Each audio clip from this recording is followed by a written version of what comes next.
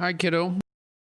So I meet 150 people or so at each of these events personally, and many of them have stories to tell me, and they tell me overwhelming stories. And that has a cumulative effect on you. So one kid, for example, he was in his early 20s, I would say. He came up to me and he said, I don't want to take up too much of your time, but a year and a half ago, I just got out of jail and I was homeless. I started watching your lectures. He said, I'm married, I have a daughter, and I just bought my first apartment. It's like, good work. Then I was in LA and I was outside the Orpheum Theater. It's kind of rough in downtown LA, and I was walking down the street with my wife, and this car pulled up beside us, and this kid hopped out, Latino kid, about 19 or so, and he said, are you Kermit the Frog? And I said, yes. He said, oh, I'm really happy to meet you. And he shook my hand. He said, and I've been watching your lectures, and just wait a minute. And I said, okay. And then he ran back to his car and he got his dad out, and they came over, and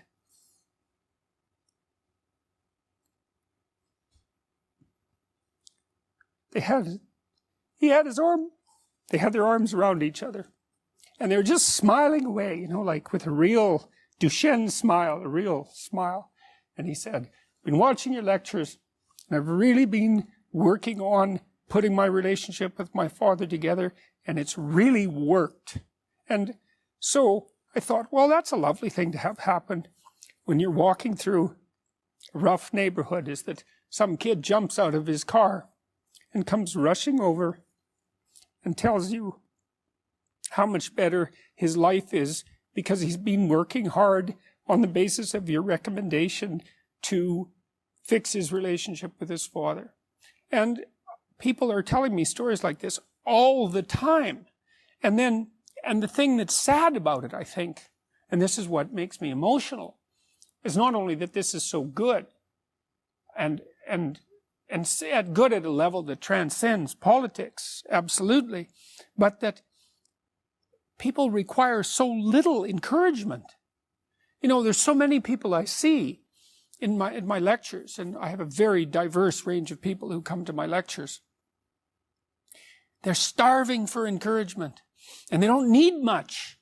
I had this kid talk to me at a barbecue I was at this weekend, and he's working with delinquent kids, 13 and 14 years old. And he said they were pulled out of other delinquent camps and brought to his camp, which was for the worst delinquents.